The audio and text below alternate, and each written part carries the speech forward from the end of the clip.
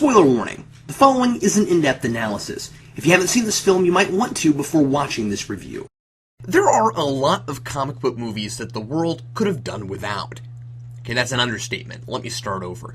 There are a lot of movies that, had they not been made, the genre of comic book and superhero films may have leapt forward far faster than the early 2000s, with the exception, of course, of Superman in the late 70s and into the 80s, and Batman in the 90s.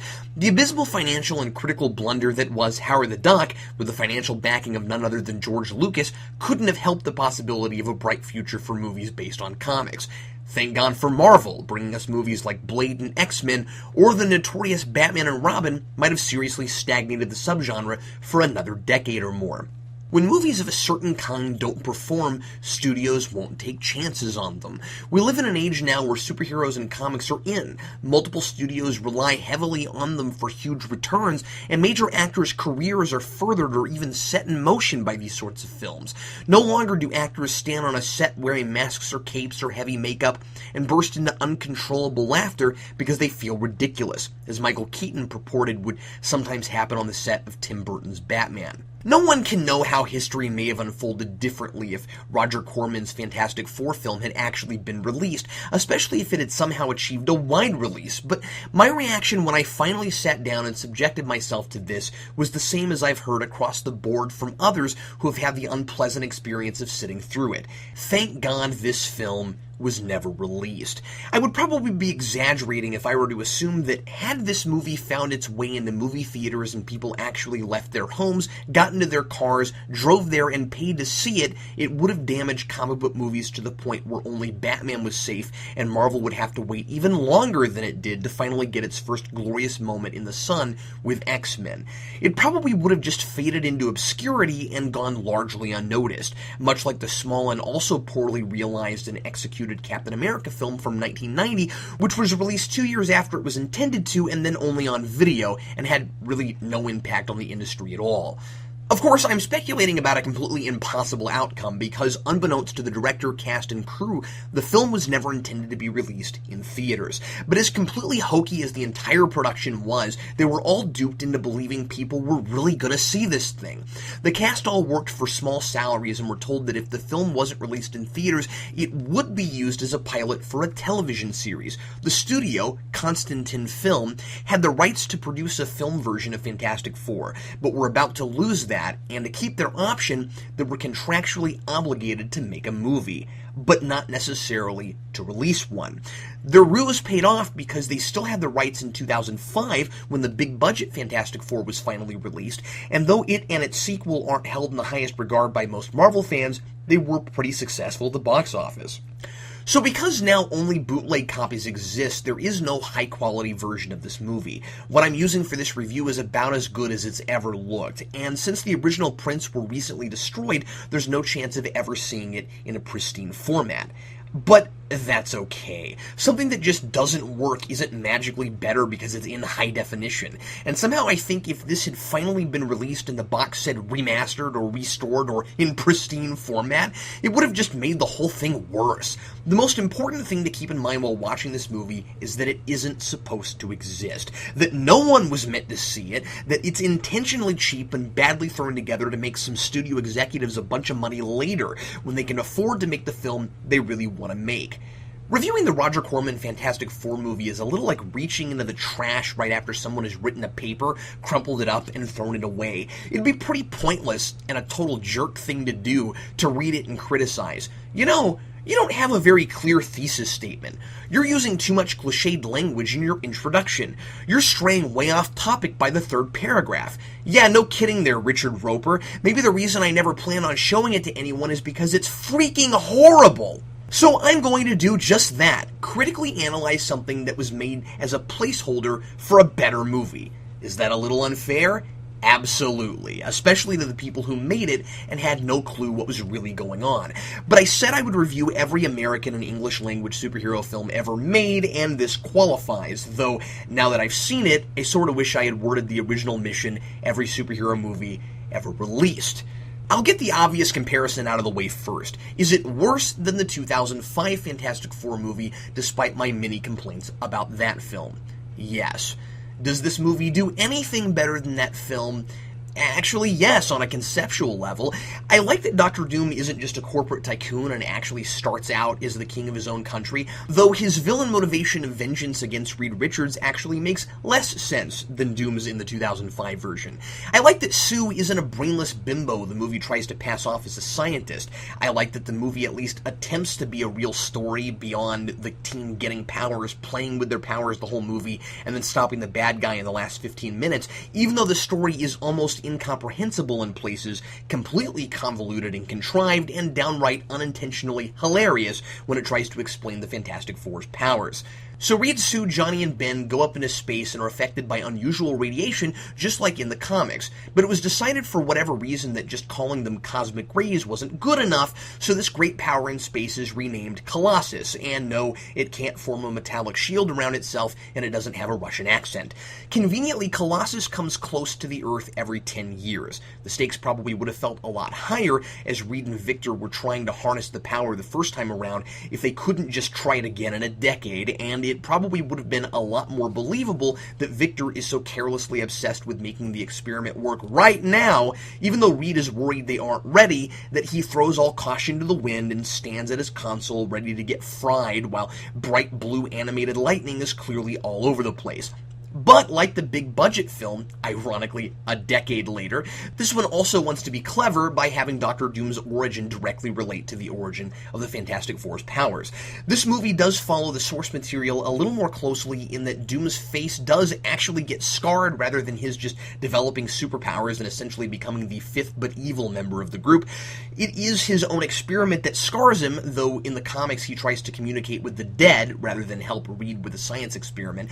And in both this movie and the comics, Reed warns Victor before he nearly kills himself, and Victor irrationally blames Reed for his condition. I never understood that in the early FF comics. You tried to warn me I was going to blow up my face, now I've blown up my face, so that makes it your fault. Okay, Nero from the 2009 Star Trek movie, and it doesn't make any sense here either. So, the silly idea of Colossus coming around every 10 years is here mostly to give Sue Storm time to grow up so she and her brother can go on the spaceship, even though they haven't been trained to be astronauts and they know jack about science. There's just a throwaway line where Reed says, "You know more about this project than anyone." I know I said I'm glad Sue isn't an airheaded bimbo who no one could possibly buy as a scientist like Jessica Alba was, but this is almost more ridiculous. Here, she's just an airheaded bimbo who becomes infatuated with Reed when she's in high school and looks at him all doughy-eyed back in the past just before Reed and Victor tried their experiment the first time. And I found that a little disturbing, given we know they're inevitably going to get married later on. 10 years later, she's in her mid-20s, and he looks to be maybe in his late 40s. I've never seen anybody younger than that with gray in the sides of his hair that thick, unless they really are just hair extensions, in which case Reed Richards is going to an awful lot of trouble to look old. Maybe this isn't really a problem. After all, he has the gray in his hair in the comics, and Sue is referred to as the Invisible Girl early on there, but it's not an oddity that would have jumped out at me on the printed page the way it does with actors on screen. So regardless of whether Reed is old enough to be Sue's father, the movie has no idea what to do with the romantic aspect of this film. They're in love because she keeps batting her eyes at him and he keeps blushing. That's the full extent of their relationship. It's one thing to create a couple of solid, fleshed out characters who have real chemistry and a clear affinity for one another, so that a lot of words don't have to be exchanged for us to appreciate their getting together. But it's quite another to have two entirely one-dimensional characters who are moved along by nothing but plot, and an absurd plot at that. It becomes more about communicating to a dumb audience that they're in love by doing the silly storybook stuff, and doing it because Reed and Sue are supposed to get married, rather than just creating characters who would naturally do this. We do get a personality trait for each of the four, only one, and it isn't shown to us in scenes of the four actually interacting with each other. Naturally, those scenes are reserved for exposition and generic emotional outbursts. Halfway through the film, we're told by Reed what each of the four's greatest character flaws are, and this leads to the single most facepalm-inducing scene in the movie, possibly one of the most cringeworthy things I've ever had the displeasure of sitting through. Reed Richards explains, as though the movie has invented the most profound way to do superpowered characters' origins on screen possible, that each of the four has gained their respective power because of these character flaws. It isn't allegorical like in the 2005 film, where Johnny was a hothead, Reed didn't pay enough attention to Sue as if she were invisible, etc. There, that's just superpowers imitating life, and I'd sort of want this material to relate the fantastic elements to the emotional conflict in some way. That's fine. No, in this movie, it's presented as science. Reed says it all completely matter-of-factly and like he's a genius for coming up with it. Their powers are literally a manifestation of their emotional weaknesses. Johnny is short-tempered, like a fire. Sue is shy, so she turns invisible. No discussion, by the way, of how maybe she's insecure and defensive, too, so that's why she has force fields. Nope. She has them, but Reed doesn't feel the need to analyze that part of her powers. Ben always uses brute force before brains, so he turns into a rock creature, and the most ridiculous of all, Reed himself stretches himself too thin, so he has the power of elasticity. You know what's really stretched too thin? The credibility of every single idea put forth in this movie. Because not only is the film that laughably literal about everything, but we never see these characters exhibit their one defining character flaw that apparently has consumed them so completely, Colossus can psychoanalyze them, interpret that, and manifest it into a superpower. Okay, so Sue's shy. I guess that one's there. But so's Reed, and being stretched too thin is a situation before it's a character trait. Why is he stretched thin? Maybe he's too obsessed with his work. Maybe he's socially insecure, so he piles work up on himself so he doesn't have to go out and mingle. Johnny seems pretty calm most of the time. The only time he's not is when he finds out he has the power to set himself on fire. Kinda hard to blame him for feeling a little uneasy about that, and ridiculous that the one scene that encapsulates why he's gotten that power is the scene depicting him finding out he has it. And Ben stands around and barely says anything before he becomes the Thing. It's easy to forget he's even in the movie before he's a walking rock muppet. And naturally, the movie focuses hardest on the kind of storytelling it has the least understanding of: romance.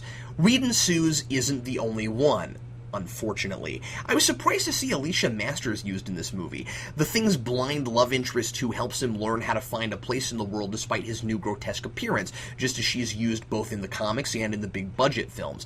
I complained in the 2005 film that Thing's wife leaving him was handled sloppily because we're supposed to root for a guy who married a woman who's so superficial she couldn't even say 2 words to her husband before she put her wedding ring on the ground and walked away.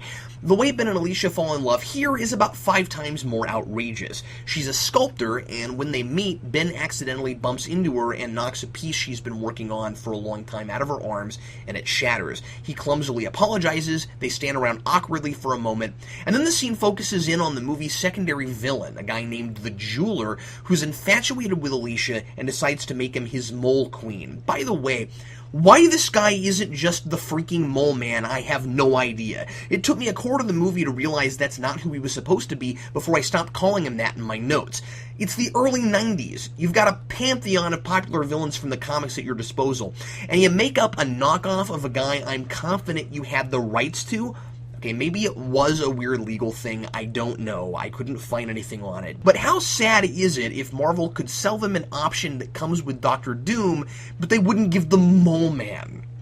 Anyway, I digress. The point is, that's the only time they meet. When the Thing rescues Alicia from the Mole Man, I mean the Jeweler, toward the end, you didn't really think we'd get through this without a damsel kidnapping plot, did you? We find that Alicia and Ben were both in love with each other this entire time. No, they don't just get together with no explanation. She actually comes out and says the phrase, "I love you." I guess saying "I love you" without even going on a first date doesn't scare off rock monster Muppet men like it does most women. The Jeweler plot attempts to tie in thematically with the Outsider theme, but it's all horribly convenient and takes away from Doctor Doom's plot, such as it is. So the Jeweler wants the biggest diamond he can find to woo the girl he's going to kidnap, tie to a chair, and gag to be his queen. If he's going to force her to be there to the point where he's resorting to bondage, I don't know why he's bothering in the first place. I especially don't know why he's bothering trying to impress a blind woman with a giant diamond. Anyway, so the diamond he decides he wants just happens to be the only thing that can power the machine Reed is going to use to harness the energy of Colossus, of course. As the jeweler plans to steal it, Dr. Doom plans to sabotage Reed's experiment himself to get his revenge. But we never know what that plan is because he decides to just not do anything when he sees that the jeweler is going to replace the diamond with a fake. Doom is essentially only here so he won't forget about him because he's not really going to actually do anything until he kidnaps the four and takes them to Latveria after their crash in an attempt to steal the Colossus energy from their bodies and use it for himself. Later on, when the Thing decides to leave the other three because he's jealous of them for being able to turn their powers off, he wanders around aimlessly and becomes homeless. Okay, I can't blame him for being depressed. Not only is he turned into a sad human-sized rock muppet, but he doesn't even look like the Thing. He's not even a very tall actor, and there's no weight to that suit, so he's no bigger than the other four. This Thing would probably kill to look like Michael Chiklis' Thing. But anyway, sure, he'd be a little irrational, but it's hard to buy even turning into that. Your first thought would be, I'm just too jealous to be around my brilliant scientist friend who might be able to do something about this for me. I guess my only recourse is homelessness.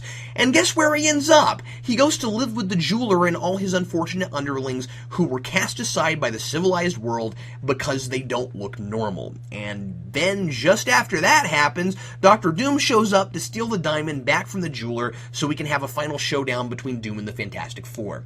This movie is notorious for how terrible it looks, but I'm pretty sure whoever wrote this was paid in sandwiches, because the story isn't any better than the costumes, the choreography, or the special effects. I could go into great detail with the silliness of the visuals, but if you're watching the full video version of this, you're seeing it for yourself. I'll point out the two things that had me bursting a gut laughing. The first is Dr. Doom's helmet. If you're one of the people who thought Bane was hard to understand, check this thing out. Whenever Dr. Doom walks into a room and starts monologuing, and he talks a lot when he's on screen, he sounds like his face is pressed up against a steel door. I wished I could watch this with subtitles. He's impossible to understand about half the time, and it's hysterical. Were they already out of budget and couldn't pay the actor for an ADR session? Or maybe it sounded better on set than it does recorded and they couldn't do anything about it? After all, the movie was edited and the special effects were finished in secret because, again, this thing was never supposed to see the light of day. Boy, aren't we lucky to have the opportunity to see the finished product? But even better are the couple of times the camera just spins around in the middle of a fight scene so they don't have to bother with an actual fight sequence. That's not minimalism, that's laziness. I'm going to give the Roger Corman Fantastic Four movie a 0.5 out of 4. Again, it's not really fair to review something that was really just a glorified placeholder, and the actors clearly thought they were part of something special and took what they were doing seriously, even if they weren't the best of actors. I actually kind of enjoyed finally seeing it after hearing about it for years, and 10 minutes in, I sort of wondered why it was so infamous. Then I got to the jeweler, and it all went downhill from there. Next week on Superhero Rewind, hope you're not tired of the critically and commercially unsuccessful, because speaking of infamous, I'm going to review Super Mario Bros. Stay tuned. Bye.